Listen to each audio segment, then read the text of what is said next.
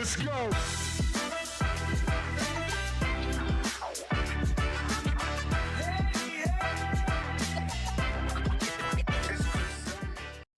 my God, that stinks. Welcome back. We are live. You just put the whole bag up there? I hate you so much. That was the worst opening ever. Don't know what happened, but yeah, we are here now. People are watching. I don't like that McDonald's bag sitting there. It looks all trashy. Yeah, it stinks, man. It smells like a fucking... Hold on. All right, episode 55. Welcome. Welcome back, everybody. All of our loving and adoring fans in the chat. Let's hear it. Oh, yeah. As always, let us know how the audio video is looking in the chats if there's anybody out there. How we doing? You ready? Yeah, I'm ready. Good. I feel like I'm like in a fighter jet or something, getting ready for takeoff every time. Just blinking lights all over the place. I bet. I mean, switches and buttons. Smells like jet fuel too. And we just hope that it's working. All right, topics of the day. Number one, we are talking about the Big Arch. That's why we have McDonald's. That is why there's a bag. So we were going to do this before. I'm sure a lot of people have seen the video. And if you haven't, we'll play it later. Mm-hmm.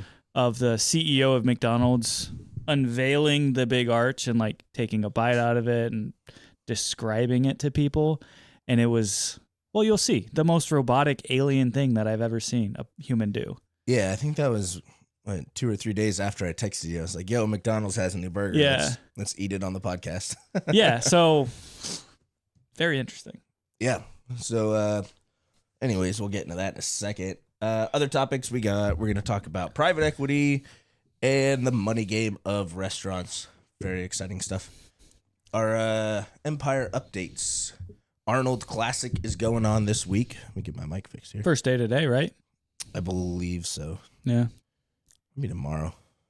Wednesday, Thursday, whatever. Yeah, one or the other. I got to look at the events. I'm curious. Yeah. We still haven't gone. I still need to go. One day I'll eventually go. But yeah, I don't really want to talk trash, but I heard it's a lot worse now than it used to be.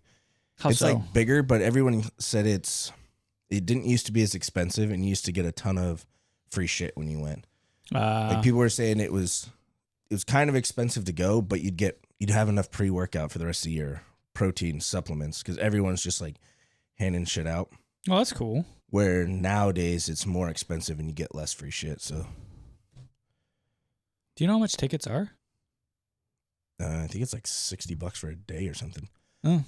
Don't quote me on that. I just made it up. Sounds right. But we looked before. I thought our producer could pull it up. Jamie, pull that up. Yeah, someday.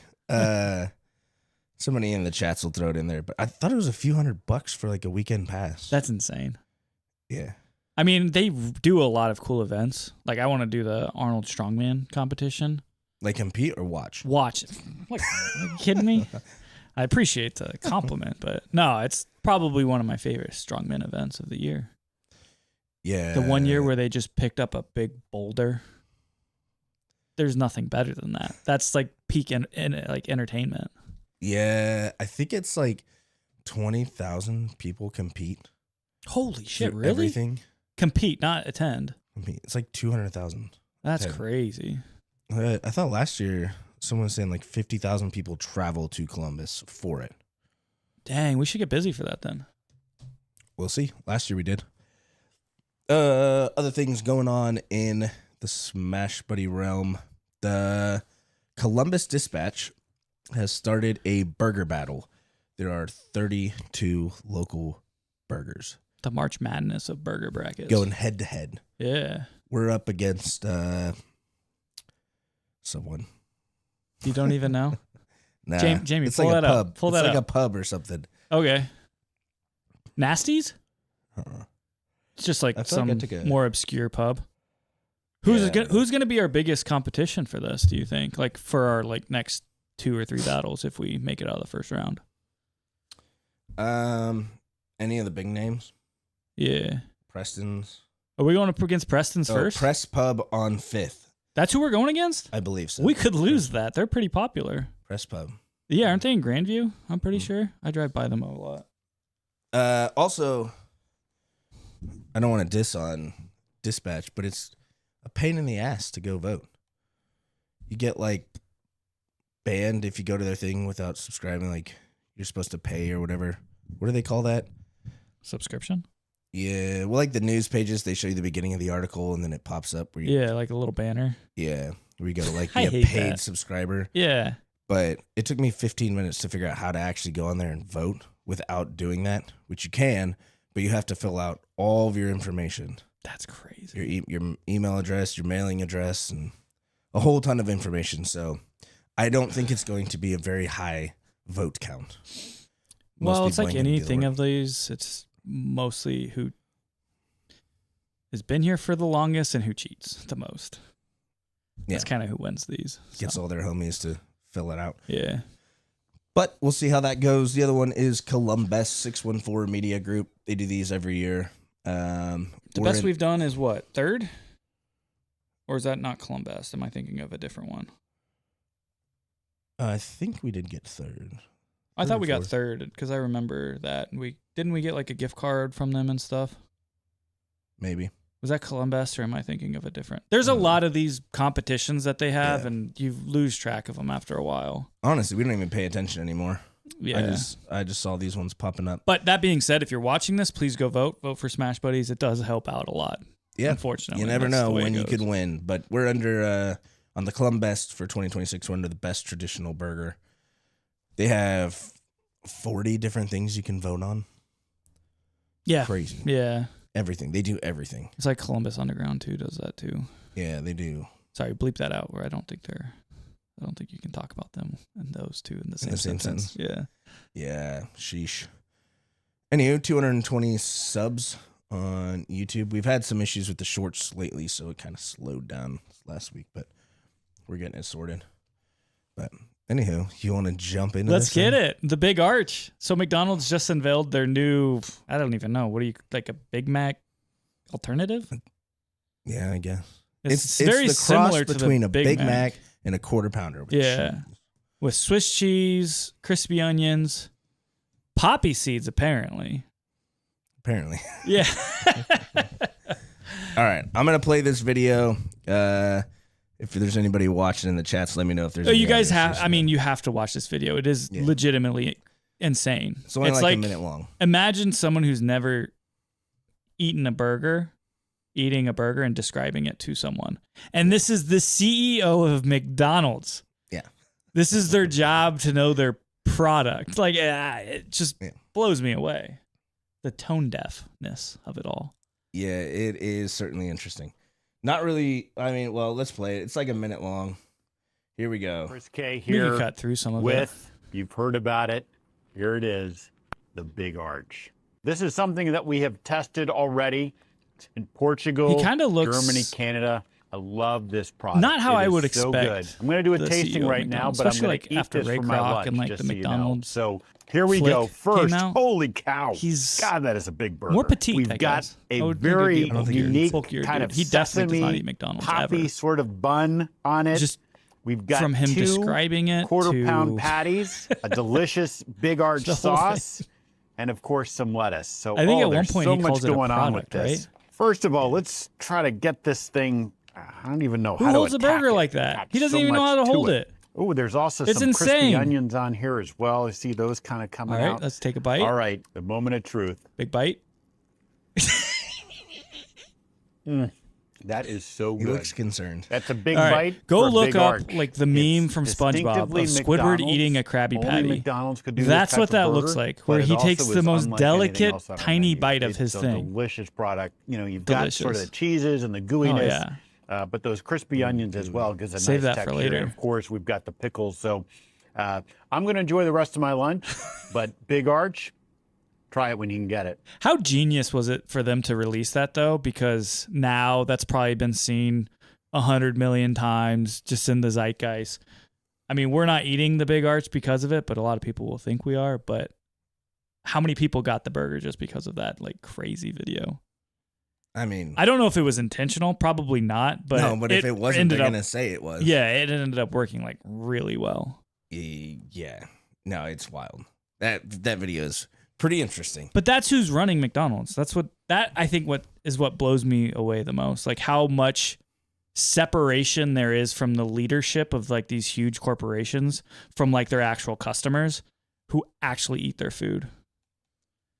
Like that guy probably has never gone to a McDonald's drive-thru in the last 20 years. He has no idea what the experience is. I mean, that's the CEO of the company. Imagine him standing in front of McDonald's trying to convince people to go in there and try his product.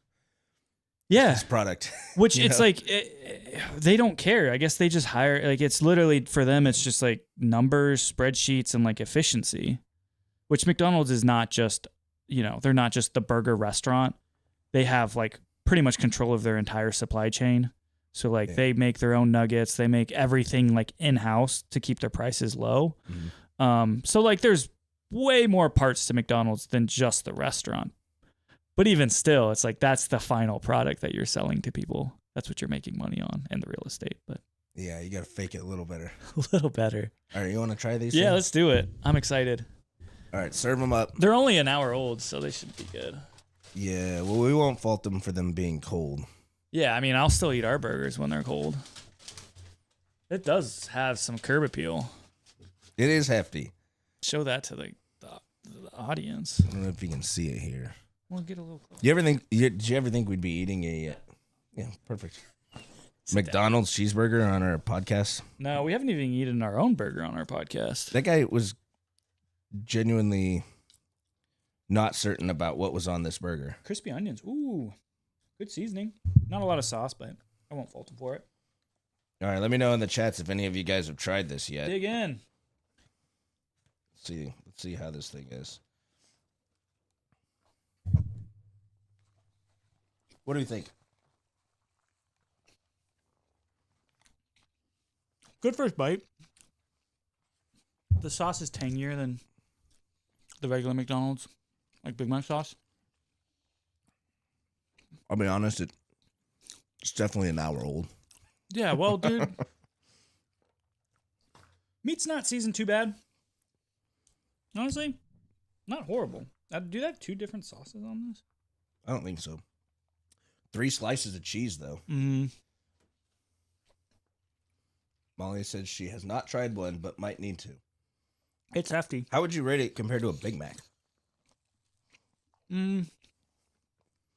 Pretty closely, honestly. More protein, less carbs.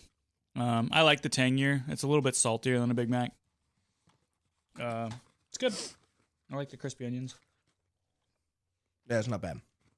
I'm going to save this and eat it for my lunch today. Yep.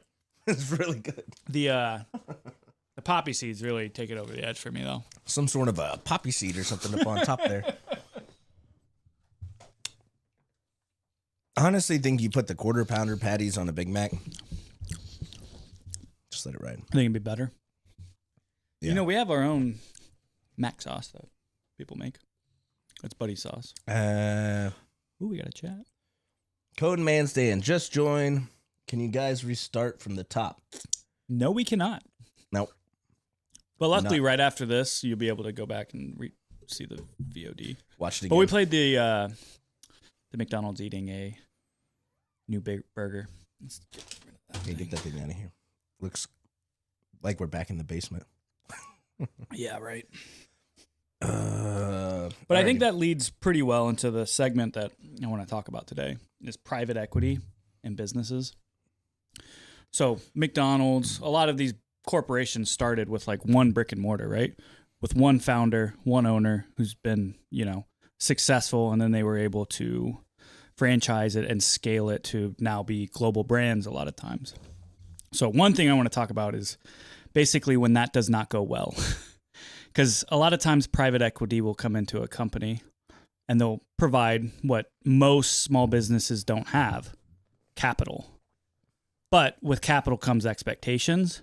And a lot of times you see with these private equity groups is they no longer look at the business as a human entity. It's more they just break everything down to spreadsheets. Right. And it's like, it's the bottom line. It's like, where are our numbers going? Where can we find pennies to cut so we can make more profit so that we can make our money back? And that's kind of like, it's basically getting flushed down a toilet slowly but surely. You're circling the drain until finally plop. Yeah. And so that's kind of like what I want to dive into. Got a few examples with Red Lobster, some local ones with Hot Chicken Takeover, and maybe even some Mellow Mushrooms, because they had a few locations here, which the franchisees had some choice words for them. And then finally, we talked about it in an earlier podcast, what the Brewdog in Franklinton and like the Short North, how they kind of closed very abruptly. Now we kind of know why, and we can dive into that, and how private equity was one of the root causes for that. Before we jump into that, I just want to say I don't ever want to eat a burger on this again. Yeah, because it's just all in your mouth. And we got like poppy seeds or something. Some sort of a poppy seed in my teeth. You know what? The one thing that was missing? A napkin. Yeah. Which I don't even think they did. No, they did. I had one of our Arnold burgers. Yeah. Earlier. Yeah. Because I wanted to set the stage. You know, I didn't want to go into this hungry. No. Because I would have really liked that hour-old McDonald's burger. I thought it was pretty good. I love McDonald's, though. Yeah, I started eating McDonald's a lot more again when I had kids. Yeah. I get sucked into it. But. It's quick, easy, efficient, which we can get into. Let's dive into this rabbit hole of private equity. Yeah. So I think the first one I have is talking about Red Lobster, which if some of you remember, they were in the news cycle, I would say about 6 months ago, where they recently got acquired. Can you change the slide?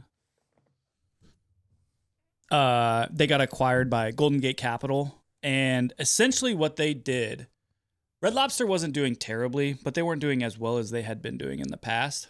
So they got a new, basically, investment into their company to dive deep into their books and to find ways that they could save costs. Well, one thing that was good about Red Lobster was they owned the land that they franchised. So real estate, McDonald's does it. A lot of like these big franchisees do it because that's part of their investment. You not only own the brand that's on top of it, but you own the land, and then, you know, you're getting real estate equity and the investment in the land, plus the business is making some money on the side. But what Golden Gate Capital did to Red Lobster is they saw that they weren't charging them as much rent as they could be. So one way that they were able to make more money is that these now new franchisees were forced to pay a lot more money for the rent, which was more market rate. But one of the ways that the franchisees were even able to keep up with that, because you have, you know, your fixed costs go up 10% overnight. You have to make up with that somewhere. Like that's 10% is your profit margins in a restaurant, like a really good restaurant. And if you're a semi-good restaurant that's only doing 5%, well, now you have 5% to make the difference of. So what they started to do was lower the quality of the food, lower portion sizes, and it eventually, you know, completely flushed the brand down the toilet. By charging them more money, they basically fleeced their franchisees so that this new private equity firm could recoup the money that they put into the company. And by doing that, they basically killed all of Red Lobster. Is Red Lobster still a thing? Or did they completely go under? I think there's very few locations. And I think because not all of them were franchised. Some of them were owned by the actual business. And I think they bought back some of those, but they reduced the amount of locations by like significant amounts. Yeah, imagine having a spot and be like, this is a good investment because we own the land. Yeah. You know, it's safe, rent's not going to go up, and then that happens.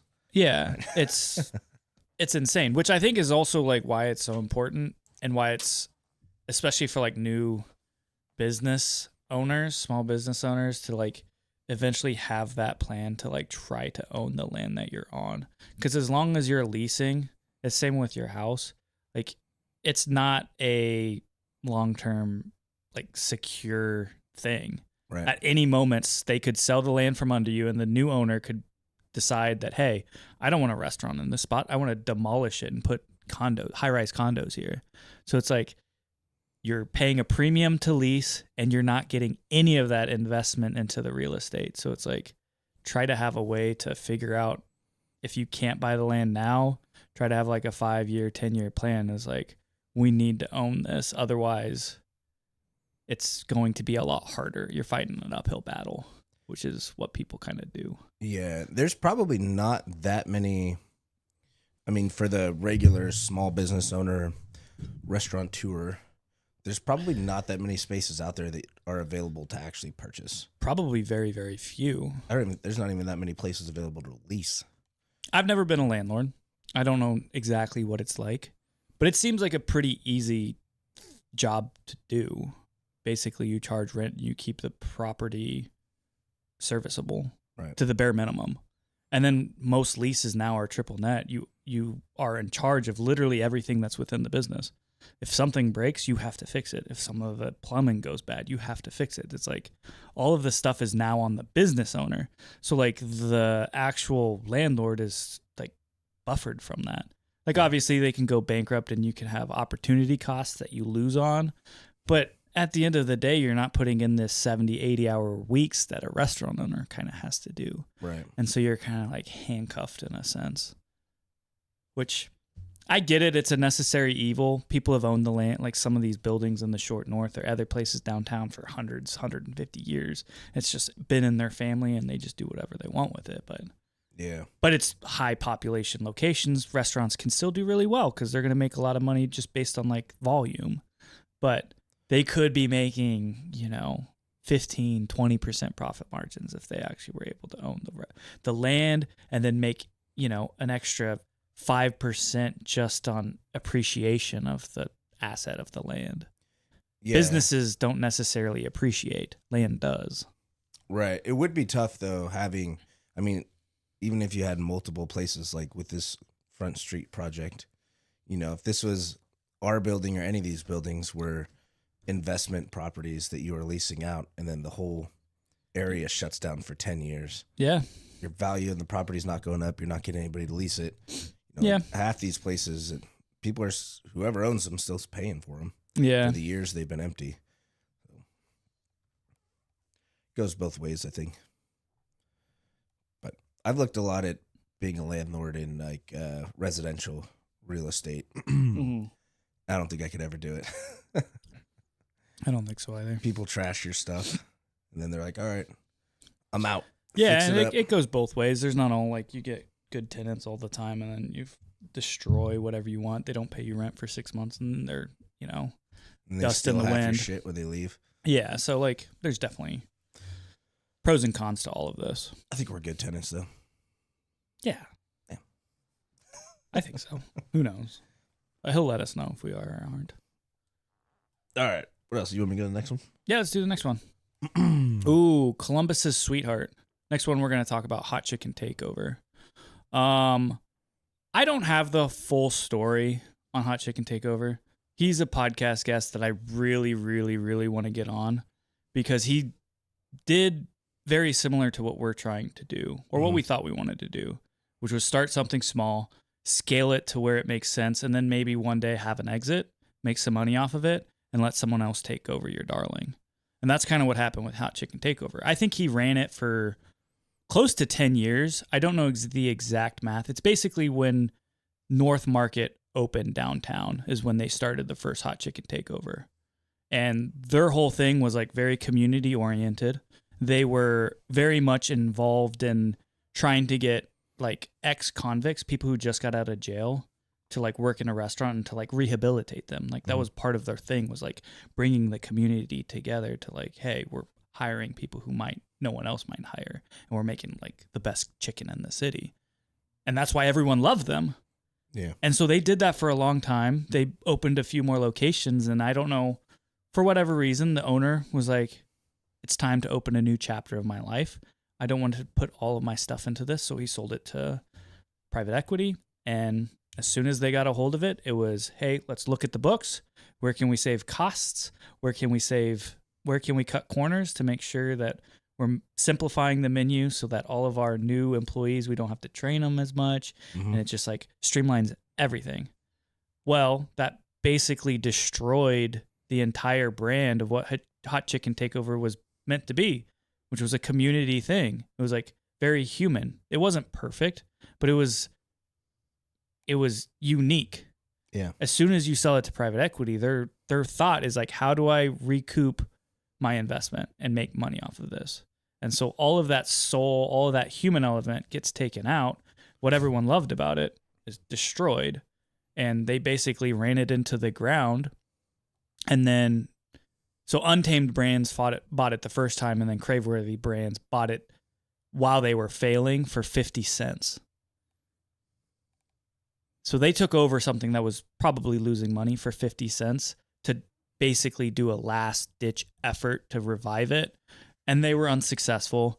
And then I think a few months after that, they disappeared. Wait, when you say 50 cents, like 50 cents on the dollar, or like 50, No, 50 cents. They purchased it for 50 cents. Yeah, the Untamed was just like, we need to get rid of this. It's losing us a ton They of were money. like, here, take it. Take it, essentially, yeah.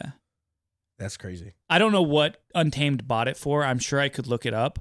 But yeah, it basically got traded hands because it was losing a bunch of money. And then they were like, I think we can do something with it. And again, what did they do? They cut even more corners, cut even more of the service, cut all of the stuff, and it was done. Which we weren't here for the heyday of Hot Chicken Takeover. No, I don't think I've ever even had it. I don't think I did either, because when I got here, everyone's like, it's not the same. I was like, I'm not going to pay more money than what it was for less of a product. And I was like, whatever. Yeah. And then a year later, it was done. Yeah. I mean, we've looked at our numbers before and ways we can cut costs. Yeah. But any way that you're cutting costs, like you're giving up something. Yeah. Like there's a reason we use Toast for an example. Yep. We love Toast. We get people. Toast is our POS system where we do all of our ordering. We do everything on there. Payroll, marketing, some marketing like email and SMS. A lot of other stuff. Yeah. It's the bulk of it. It runs our business. Yeah. But we do all of our ordering. It's all integrated with DoorDash and Uber Eats and all that stuff. But we get calls from all of their competitors, Square, Clover. I think there's a new one called like Otter or something I keep getting ads for. But there's a million of them out there, and everybody's always calling like, you guys should switch, make the switch. We can save you a little bit of money.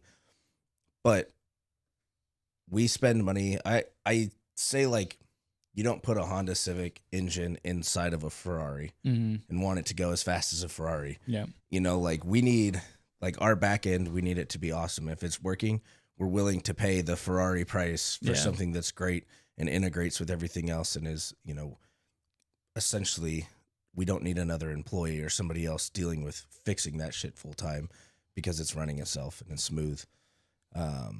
But things like that, I mean, there's ways we can cut corners and save money, but you're giving up something every time. Which some stuff are no-brainers. Like you can have the same product from a different distributor and they just can save you 5 cents for whatever reason. Right. Like, there's certain things, paper goods, like some cleaning supplies, you can just find better pricing for different places.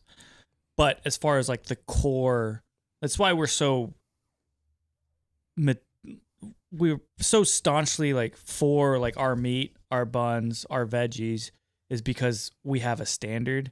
And if we can save money, but it lowers that standard, go away. Like we don't want to deal with you. Right. So there's certain things that you can do and you can't do. And changing complete recipes is just like, get the fuck out of my restaurant. Yeah. Anything to do. Or like, hey, you don't have to do as much prep time because we can, prepackage this stuff and you just have to heat it up. Go the fuck away. I will cook it. Like I'll save money. Yeah. But it's a little bit more skill. And it's like, fine, it's worth it. Or it's always like, we have our own in-house barbecue sauce brand that we make. It's literally the same thing as what you're using. Oh, it's just yeah. different labeled, but it tastes exactly the same. No, it doesn't taste the same. And it completely changes if you're selling everything. it for cheaper, that means you're using cheaper products and cheaper ingredients to make it. You doing this one? Yeah. And then this one, I don't know. I am not super familiar with, but I know we had a few employees that worked at Mellow Mushroom, and they kind of like saw the change. This was basically, a company that was franchised but they were starting to be more on the downward trend. And so they were trying to correct course. And by doing that, they were trying to introduce innovation. They were trying to introduce things that were kind of counterintuitive to the brand itself.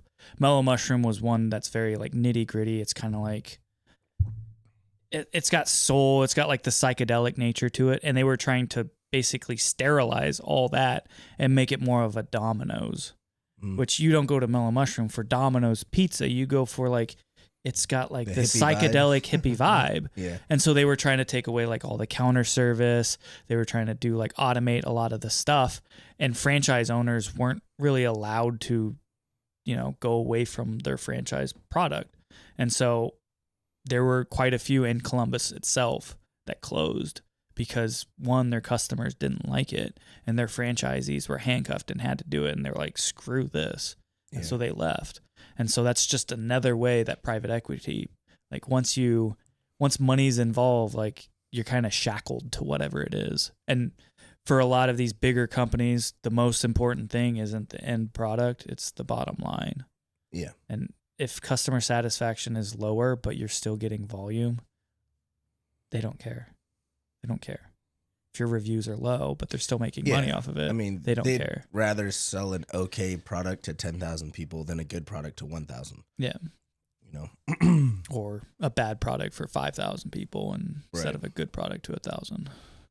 Which is crazy. I mean, we've talked about it before, but I feel like more and more people are accepting of like horrible products and bad service, where it's like it's slowly, I think, just creeped in to where I think we've just been conditioned to it. Yeah. Which is one of those things with Columbus, is one of the things that is always kind of like different than a lot of like other food scenes or like hospitality places that I've been to in other like states. It's because it's a testing ground, because so many of these corporate offices are here and like what works here versus elsewhere. Like a lot of the restaurants in the city are ran by like private equity. And what they're doing is they're using Columbus as like this melting pot to test things. So we're not only hit with new products, but we're hit with, hey, can we shrink the size of our meat? Can we shrink the size of our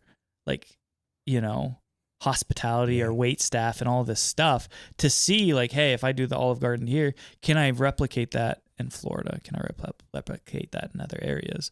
So it's like Columbus, it's cool that we get new products, but we also like when there's a downturn in the market, we're also one of the first to be hit by a lot of these things that other states aren't, because we have so many corporate headquarters. Yeah. Which is interesting. I feel like with fast food especially, I mean, if we send out a product people aren't happy with, if they're sitting in the restaurant, they'll say something. But I feel like with fast food, it's just drive through for the most part. People will get like week-old French fries in their bag, or a cheeseburger. It looks like it got sat on. They're like, ugh. Oh, you just have to deal with it, yeah. Like, yeah, it was $15. Oh, well. But I don't know if that comes from people don't want to go back and ask for it to be remade because they don't know what's going to happen to it. Like, if people are like, you know what I mean? One of my buddies would always, if his fries weren't like fresh, he would park his car, go inside, and be like, no, I want fresh fries. I just paid for these. Like, these are terrible. And he would stand there and watch them make him fresh fries and put them in a bag. And he's like, you take the extra 10 minutes or whatever it took for him to sit there and get fresh fries. But he didn't care. He's like, I paid for it. I want it fresh. But I don't know. I feel like I'm not going back to a fast food place and asking them to remake anything. No, hell no. But you just got to take your licks, and move on. I don't know. It is interesting. And finally, the one we talked about earlier, and this is kind of like the biggest culprit of them all, is BrewDog. So they're a UK-based company. I think they started like 15, 20 years ago. Are they Scottish? Scottish. Yeah, Something like isn't it Scotland, UK? Am I don't completely know, wrong? Whatever. Yeah. But recently, we talked about how they closed their locations in Franklinton, which was a pretty significant location, kind of a nice spot, honestly. Mm-hmm. And then the one in the short north. And for both of us, we were kind of surprised because it was kind of came out of nowhere. And for a lot of the people on like the message boards, they were also surprised. It was a decently popular location. They were busy a lot of times. Yeah. It was one of the flagship spots in Franklinton that was kind of like reviving the area. And for them to shutter it overnight without really telling anyone was a surprise. And I was kind of wondering, why the hell did this happen? Well, 2 days ago, they sold the entire company to a brand called Tilray Brands. They're a very big U.S. cannabis weed company that's been like growing over the last 5 to 10 years now that weed's kind of like more legalized. And they bought it for $33 million. Why is this significant? This is $33 million sounds like a lot, but it really is a paltry amount when you think about it. Because if you go back in 2017, they sold 22% of their company to a private equity firm called TSG Consumer Products or something for, I want to say it was like $220 million. So they sold 22% of their company for $200 million. So that put their valuation then, not even 10 years ago, at $1.1 billion. I looked into that a little bit. This was kind of like the moment where they lost their brand. This is the moment where they went all downhill because they sold 22% of their company for $1.1 billion. And essentially they agreed to TSG to pay them 18% interest every year on that $200 million, which they were not that big of a company then. So unless they were going to like essentially double every single year, they were eventually going to go out of business. What they did with that $200 million, the two founders, they took half. They took about $105 million, and the other half went back to the actual company to try to like, expand. Yeah. And that's why we have like the Franklinton, and then there's that location, the Dog Pound or whatever they call it in Canal Winchester. Mm-hmm. They use that to kind of like expand in other markets. But it wasn't enough, clearly. Yeah. Like 18% on $200 million is insane. And they each pocketed $50 million. And they each pocketed about $55 million. The one guy bought like a huge like mansion, luxury lifestyle, yacht, whatever. And so they were losing money. I think by 2023, they had lost about $56 million. So obviously they weren't paying back that 18%. Basically, when they sold it 2 days ago, they owed TSG $800 million. So they were losing hundreds of $millions every year. But what's funny, and this is why I really have nothing good to say about BrewDog, is because I found out it was either 2020 or 2021, they did a equity raise for like a crowdfunding thing. Mm-hmm. Where basically like, hey, we're a punk band. We're like the underdogs. Give us money so you can be a part of this movement. And so they sold a bunch of shares to regular fans, their customers, and, the valuation that they had in 2020, like, what is that, 6 years ago, was $2.2 billion, over double what they raised in 2017, selling equity to their fans to keep them floating. They didn't even raise enough money to pay off the debt for a year. And then a couple years later, they sell the entire company for $33 million, and all of their customers got diddly squat because the previous company, TSG, had preferential rights to anything that was like an equity movement. So all that money went to that company to pay off the debt, and the everyday people got zero, diddly squat, and there's nothing they can do about it. And they raised, was that 75 million pounds? Yeah, from the everyday person.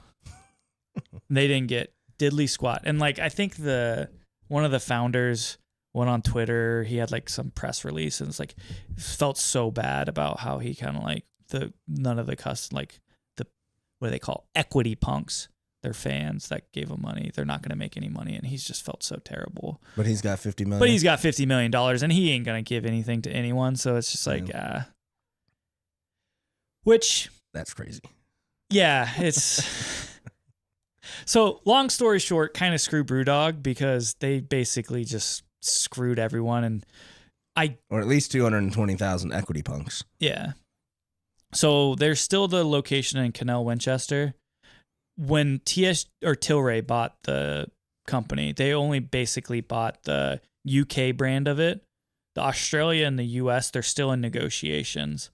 So the people who work at Canal Winchester still have no idea if they're going to exist like a month from now, depending on how negotiations go. Right. So potentially they could just shut down and not let anyone know. Like they did they reduced all of their locations in the UK to 11. So I think they closed, I don't remember the exact number, but they closed a lot of locations and didn't tell anyone anything. They were basically like, hey guys, we're not going to open for the next 2 days. We're going to send you a Zoom call and we're going to kind of like regroup and reevaluate what we're going to do. They got everyone on a Zoom call and we're like, yeah, we sold the company. All of your guys' locations are shut off. Like, good luck. That was it. And they all got fired over Zoom. On one hand, I understand, like, if you tell your employees, hey, 2 weeks from now, we're closing for good. Yeah, They're all they're gonna probably steal and going shit to for leave. sure. They might steal shit, but they're probably not showing up to work very much longer. You know, they're going to be looking for other jobs or doing anything, or they're going to not care about your product at all. And if you're trying to make every last dollar you can until the day you close the door, I understand, but I get it. I would Don't get me never wrong. do that to people. Well, that's why you're not running a private equity firm, because Yeah. I think you have to have a certain level of sociopathic tendencies to just not care about anyone else except money and the bottom line and making profits. Was the guy like counting his $50 million on the Zoom call? I don't know, man. Where he's like, hey guys, I made it. I got mine. But Absolutely that's wild. insane, though. So that's kind of where private equity can go bad. And it's where, corporate greed and other stuff just gets out of hand. But it's also the founder's fault, too. Yeah. They saw the dollar signs and were like, we're going to make $100 million? Yeah, I don't care if this, from a realistic perspective, you have to see that you're going to take $100 million and $100 million is going to go into that business. But now you owe, what's 18%? About $36 million of profit you owe this new company every year until you pay off that debt. It's like, I don't know how much you're expecting to grow with that $100 million. It's not going to be that much, man. Yeah. Like, that's 36%. Like, that's a lot. Profit margins in bars are decent, but they're not that good, especially to expand that quickly. Well, and to open up something like they have is not cheap. No. Like Franklinton location had to have cost them a few $1 million just the build out. Mm-hmm. And so you're paying off the build out before you're paying off any debt that you create. And then it takes a few years for you to even get anywhere. So it's like the founders kind of didn't have the foresight or just didn't care and saw the dollar signs, which, hey, I get it. You made money. Good for you. But I think that kind of goes into the next point. That would be really, really, really difficult for me to do. Maybe. I don't know. Maybe not. Yeah. I don't know. $50 million is a lot of money. It's a weird hypothetical to make. Yeah. But like we were talking about before, it's like I've had this company longer. Like we've started this and built it up from scratch longer than I've had my second child, my daughter. She was born a month after we started the food truck. So it's 10 years from now, you have my daughter and my business are the same amount of age. I spend as much time here as I do with my family. To just be oh yeah, $50 million, give me your daughter. It's hell no, that's insanity. Yeah. Which I know maybe that's not the right frame to look at it, but I don't know. It's hard. It's a difficult question. No, we've talked about it too. Was it Twitch chat? Yeah, Morel. Yeah, we are live. I don't know how long ago that was, but I'm sorry I wasn't paying attention. If you're still there, hell yeah. Thanks for coming in. No, I've said before, if we built multiple of these and built a whole bunch of Smash Buddies, built a little empire, and sold it all. There's no way that I couldn't be like just completely checked out. Like take my check and just go sit on a golf course. I would be looking every day at like the reviews and be like texting the guys and I'm like, yo, how is it? How bad is it? I feel terrible. But like watching something you spent so much time and effort on, just somebody destroying would be tough. Yeah, and I don't think I really realized that when we started this until like you see someone else, like something like another story similar to what could be you in the future, a hypothetical, if you will. Yeah. And you're like, ew, that's horrible. Yeah. Like all of the people and employees and everything you meet along the way, all that growth, and you're just like, give me my $50 million. You can have it. Yeah. It's tough. I don't know if I was in their position, if I would do it or wouldn't, but $50 million is a lot of money. It's a lot of money. I get it. I don't place any trailers to yachts anymore. It would be yachts. And I don't blame them for it either. It's just, it's weird, man. It's a weird thing. Yeah. I feel like you'd probably have to go into hiding too. 220,000 people. Yeah, he's got his own island or something, I'm sure. Yeah. I went through all this. I kind of riffed off of it. Yep. No. Pretty crazy. I don't know. It really makes me rethink what we're going to do in the future. I don't know necessarily like I want to franchise or do a lot of that other stuff or even sell it to private equity. Why can't we kind of just figure something else out? Yeah. Or have these own entities that just have one powerhouse location. Yeah, self-sustaining like, kind of almost. Like those diners that are like been around for 100 years. You reduce your overhead so much that it's like even in our like worst of worst months, like we're still scraping by. Yep. Well, we talked about chicken. Was it chicken salad chick? You remember that? That was kind of the same thing, wasn't it? Where the she brought in investors and then gave up like more than 50% of the company. Was it Chicken Salad Chick? I remember looking into it, but I didn't know if she gave up more than 50% of it. Don't quote me on this, but I'm pretty sure, or it was 50% or something. She ended up getting like boxed out of her own company and forced out of it. I believe it. I mean, they do not care. It's wild. It's wild. But that's the thing. It's like that's what their job is. You have hyperscalers and you have like real humans who are just trying to start a business and feed people. And those don't mesh very well. No, I feel like you have to get to a point. I mean, if your end goal is to just sell it, you have to get to a point where you're like, I built it. I'm happy with it. People are taken care of. Whatever they do is on them. Yeah. You know, I suppose. Could you get to that point? I mean, you said I don't think so.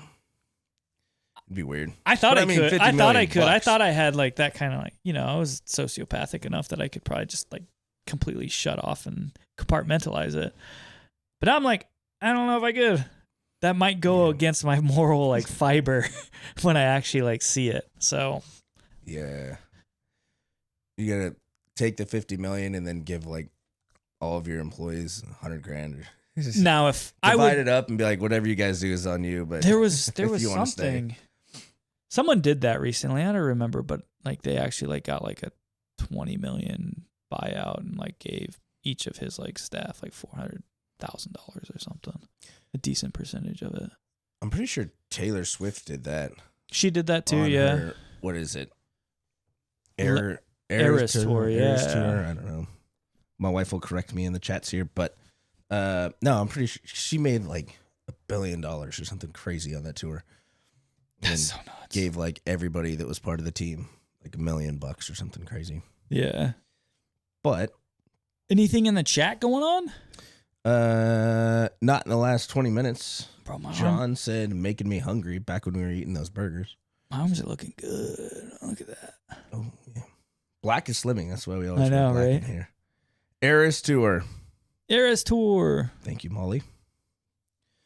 That was the one where she sang about breaking up with her boyfriend, right? I have no idea. I think they're all like that. Not anymore. Not anymore, but she's with But now that they're saying she's happy, she's not as successful as the music. Like her songs aren't as good. Are we really commentating on Taylor Yeah, Swift? the internet's gonna destroy us on this. Yeah. All right, moving on. Swifties are gonna come for us on TikTok.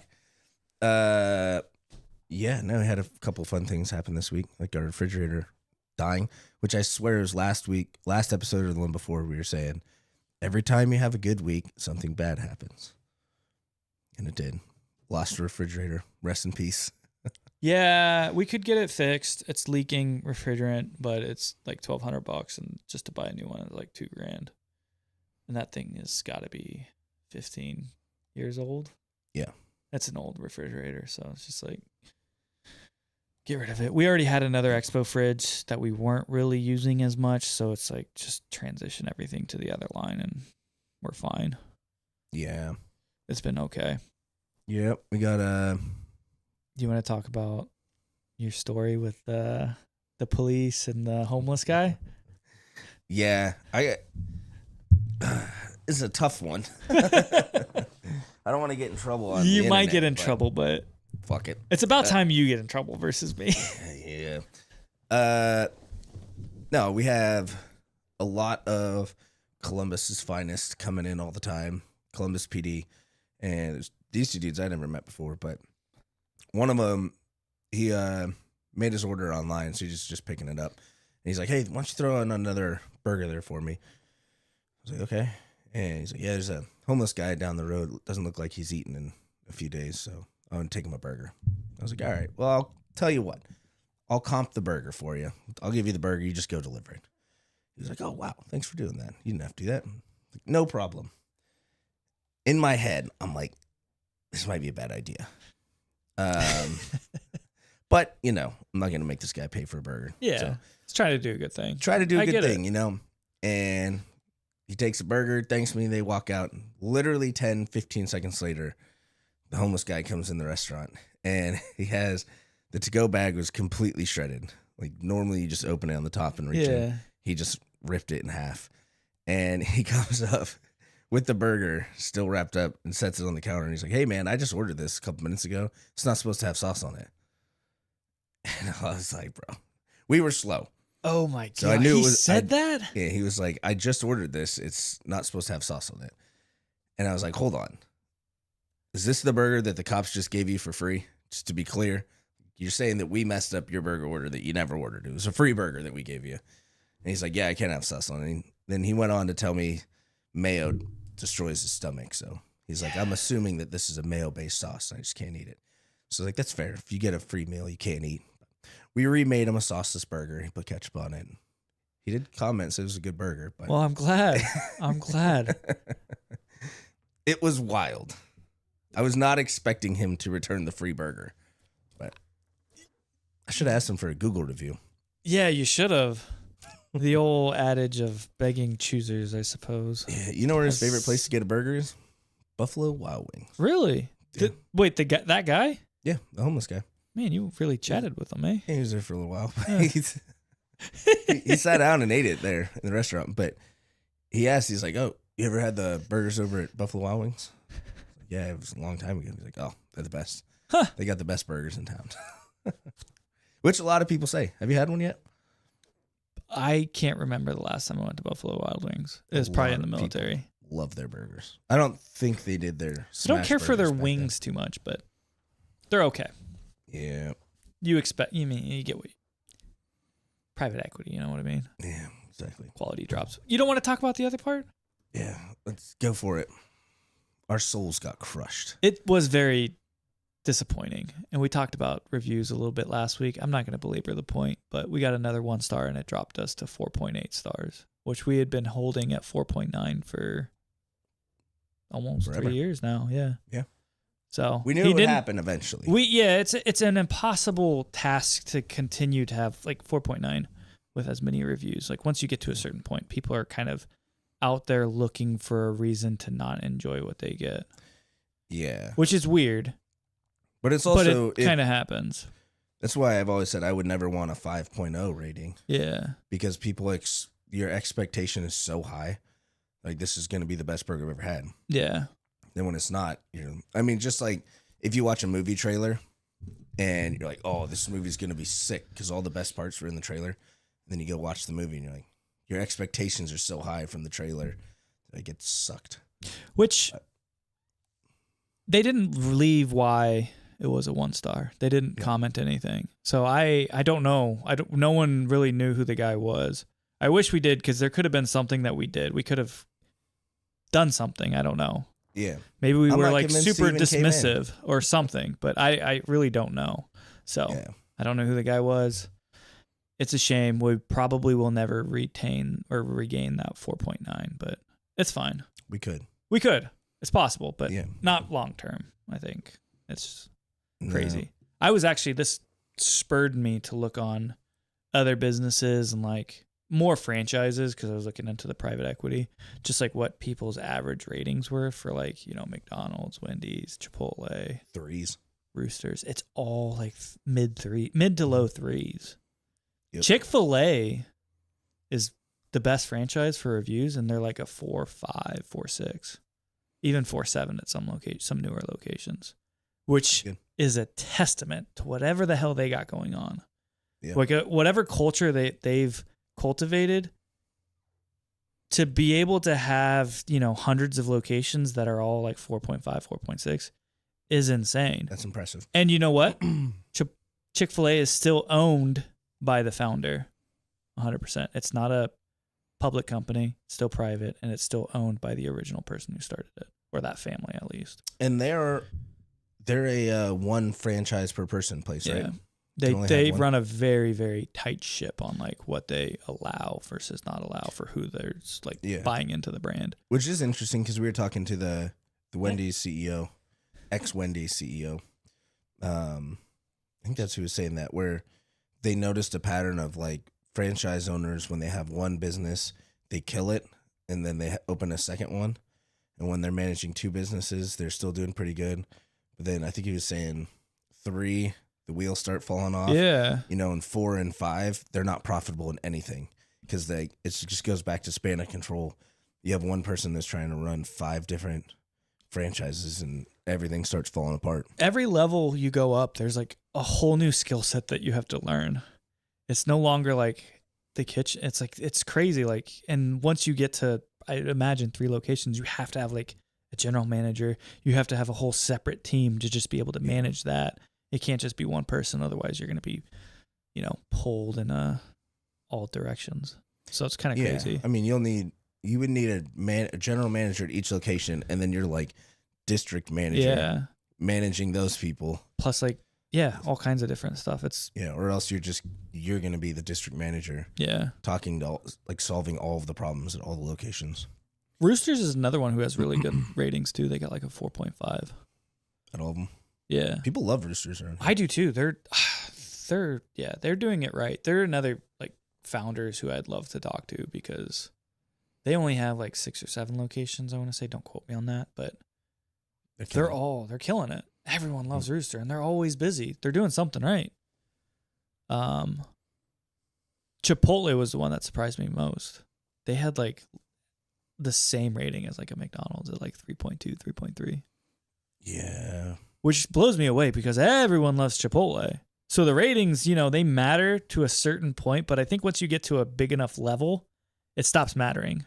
People are just going to go because it's McDonald's, it's Chipotle, it's Wendy's. It's like, I don't care if it's a 3. Yeah. I know what I'm going to get. Chipotle. I've always said Chipotle is the best when you go. Is that frozen over there? It's fixed. No, Chipotle is best when you go in the middle of a rush. Is it? Yes, because they're making everything fresh and they're restocking everything. So that's the most frustrating to me, because then it's like, I feel like I'm always trapped in between people who like, this is their first time ordering food ever, or they're ordering 10 and burritos. I'm always kind of in a rush, so it's just like, it's the best. It tastes the best, though. I bet you're right, because it's always, everything's coming out fresh. Yeah, but I've been to Chipotle in the morning, and like when they first open, and I have 2 Chipotle stories. First one's opening, second one's closing. Opening, she opens up the guacamole and looks at it, and it's just brown on top. Yeah. She looks at it and then looks at me and grabs the spoon and just like slowly starts turning it in front of me. You know, it's like there was like this much left in the pan. It was like yesterday's leftovers, and she like kind of stirred it up. Like, I hope he's not staring. Oh, he's literally staring right at it. But I was like, dude, come on. But it's guacamole at Browns, mix it up. It's fine. Yeah, it happens unless you. It was just, the eye contact was just like, ooh, I don't think he's supposed to see this. But no, I went to I won't say where, but another Chipotle in the Columbus area. Where? Right by our old house. Gotcha. That's what I figured. The one north of us, not south of us. Or my old house, I should say. Okay. Yeah. Mm-hmm. You know the one. Yeah. And I go in there one night. I think it was when we were moving or packing. I go in there and they had all of the meat, all the like rice and beans on the back shelf. Like they pulled it all out of the heaters. Yep. So they could clean everything. And I was like, oh, that's cool. They're just cleaning. So they pull it out, clean, probably put it back. No, it had been sitting there. All of the meat, all of the rice, all of the beans were cold in the burrito. When I like took a bite, I was like, how long was this meat? Oh my God. It couldn't have been like, I wouldn't think it would have been danger zone, but cold is just. It was all cold. Like cold? Yes. Like no longer warm. Ah, that's like horrible. It had probably been sitting there for an hour. I was like, bro. I mean, I still ate it. It was good, but it's just cold. 4.8 stars with almost 400 reviews is still crazy good. No, and I mean, I'm extremely surprised and grateful for what we have. It's like pretty shocking a lot of times when you look at it, but it still hurts a little bit. It's it's like you shoot for the stars. You're not always going to reach it, but then once you like hit down a little, you're like, Well, it hurts worse when it's a random 1-star with no information. Yeah. I think it might have even said it was a takeout order. So it's like. Didn't say anything. I don't think so. Maybe I'm like imagining things. I can look after this, but yeah, it's just like, man, I would have bent over. Like, just tell me. Like, that's the thing. That's what's nice about always being. And it's like, there's a problem. You can kind of like, they don't look like they're happy. You go, like, what's going on? And then you can comp or something. It's like, oh, you don't. Oh yeah, don't worry about this. And you comp it, and then it's like they feel better. Just let me know. I don't care. Yeah, it's the frustrating thing is with Google reviews, you don't know when they came in. Yeah, you don't know if they came in. That's true.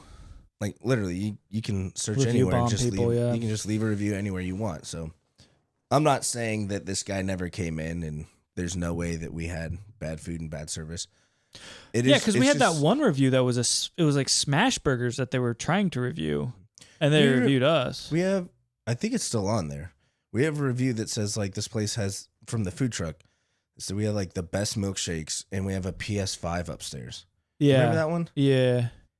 I'm like, I'm not gonna argue. We got a 5-star review, but yes, I was like, it's one of those. It's weird, but I think that's when our location still said we were at the Capitol. You remember that? I do remember that. All the time we would get the people from the Capitol were calling like the Who state. the hell are you guys? They're like, can you please change your location? And I'm like, yeah, I'm working with Google trying to figure it out, but it hasn't happened yet. All right, you want to jump to this next topic and wrap this thing up? Yeah, we've been going for an hour and 5 minutes. It's pretty good. Yeah, Which one? Yapping away. Is there anyone that like particularly stands out to you? Not really. I mean, we're talking about private equity and getting money from elsewhere. So this is kind of the opposite of that. It's like if you're trying to do it all yourself, what's the best way? Can you build a restaurant without an investor? Like, is that something that's possible? What we've learned so far. Yeah. And I will say, having capital and an investor sounds great sometimes. It sure does, man. Like 50% of the time, I'm like, I would never sell out. 50% of the time, I'm like, write me a check, brother. Yeah, for sure. It's kind of insane. Depends on the day, but I think you can do it without an investor. It's just a lot harder, and you have to have 5-10 year plans on like how can we make this more, like how can we open, like reduce overhead and without cutting the brand. Yeah, and purchasing real estate, as you saw with Red Lobster, is one way that you can really reduce your overhead. I think restaurants are probably the hardest business to try to do it yourself. Yeah. Because your margins are so small. Yeah. Like for you can't just have a really good month where you can have a really good month, but your margins are still 10% if you're lucky. Yeah. Whereas other businesses where you have, 40, 50% margins, you have a great month and, you're set. And there is the problem of growing or like having too good of a month and you're not ready for it. And then your quality goes down and then Right. you get bad, you piss off your regulars and then that really good month quickly turns into your worst month. Yeah. I mean, other businesses, you schedule the amount of work you can do. Yeah. Right. If you're doing, like I brought up the roofer guy before, he's not going to schedule 10 times the amount of work that he can actually do and control. Where for restaurants, you can't.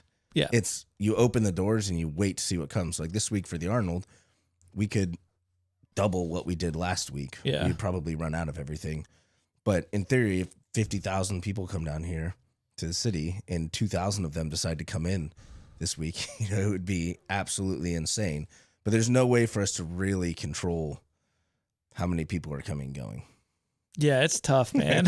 You just kind of hope. There's people who can do it, but I guess it's just like start small and slowly grow, be patient, put in the work. It's like, I think of one of all the businesses out there, like restaurants and being an overnight success, those two don't really fit. You have to just like be happy with like like a 1 or 2% growth, very, very slowly, but linearly. Yeah. But I think you can extend that out like quite a bit as long as you're not overextending yourself. Yeah.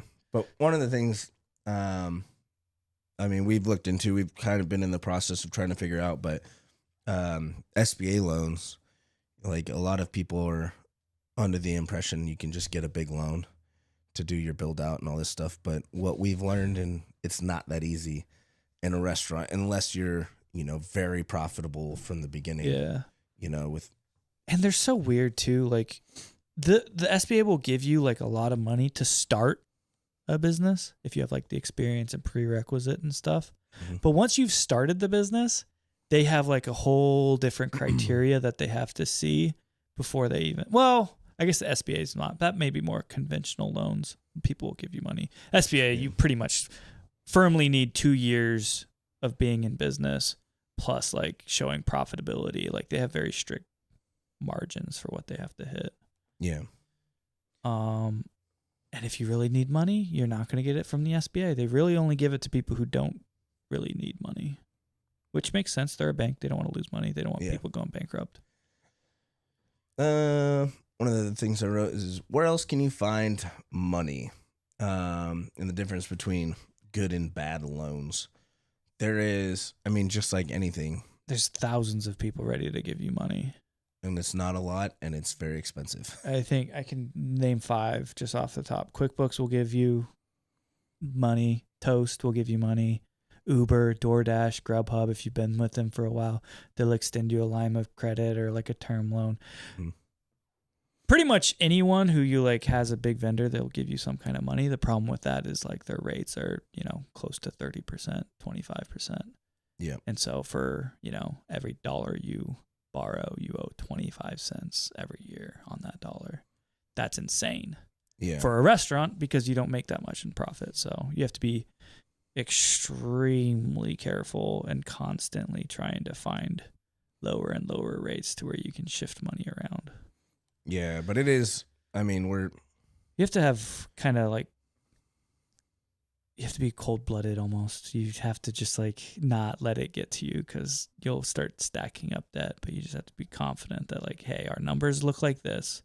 Just stay the course and we'll be able to like in a few months reduce what we're paying on that and reduce the rates. But it can get to you if you sometimes for a few slower weeks. Yep. Like 2 weeks of 0-degree weather and 15 inches of snow. Yeah. Start going a little crazy. Owning versus leasing space. We already talked about space.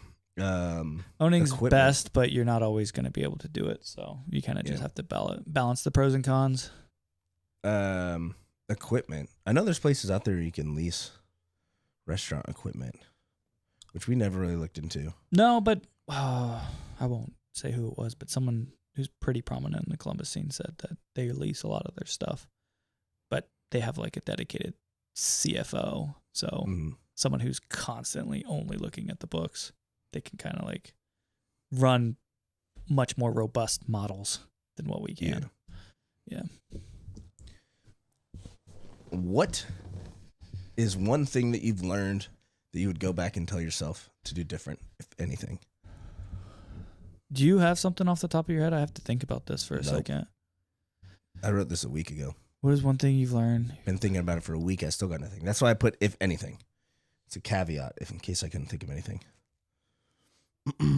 I mean, there's things I would tell people to, like, just because I have a larger knowledge base than I did when we started out.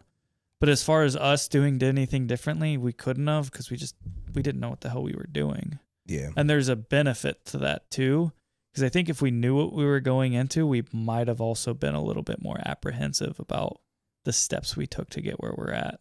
Oh, for sure. So like almost being ignorant is kind of a superpower in a sense, because you're willing to take more risks.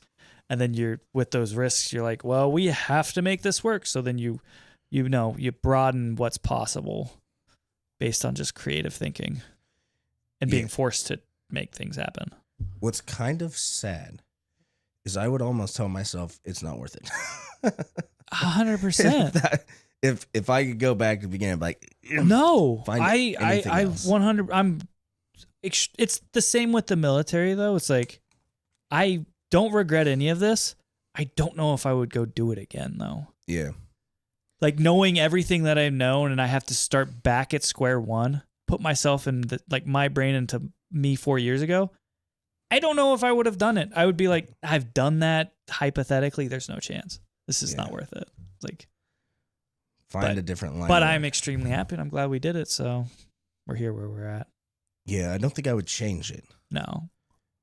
But I don't think I would champion. But I don't know. Who knows? Anywho, we got anything else? Where we're at in the journey, we'll wrap this up kind of quick. We've been yapping for a while. We're still growing. Last week was another record week. Mm-hmm. Labor, cost of goods, everything was fantastic. We made money last month. It's been good. Probably our most profitable month to date. At least since the food truck, yeah. Yeah. That's sad to think about, actually. Sheesh. But no, it would have been a record month, but February only has 24 business days. Where our average, I think, is like 26. So had it been a 26-day month, it would have been a record month for us, which is crazy being beginning of the year. Which right now we're down from last week, so we'll see. But with the Arnold coming this weekend, I think we're just going to get busier and busier. Yeah. Speaking of the Arnold, if you're at the Arnold or you know anybody at the Arnold, swing by. You're probably seeing this next week, but if you're not, come on by. Or if you stayed late for any reason. Exactly. It's never too late. No, I think we're going to get crushed the next few days. Yeah. I think Thursday, Friday, Saturday night are going to be very busy. I guess another call. Like, I want to, if the founder of Roosters or Hot Chicken Takeover are interested in talking, give us a ring. I would love to sit down. I would love to sit down and have a meeting. Doesn't have to be on the podcast. I think you guys did something awesome, and I would love to pick your brain. I do think that's something we're good at, like learning from other people. You have to be, man, because when you don't know anything, just figuring out from other people. But any users, that wraps it up, I think. Unless you got anything else. No, I want to finish my lunch. It was delicious. Yeah, I was saving it for lunch. All right. Well, thank you, everybody in the chats. Shout out to our board of advisors for coming in clutch. We love you guys. You're why we keep doing it. All three of you, or four, whoever. Salute. All right. We're out of here. Smash you later. Later, taters.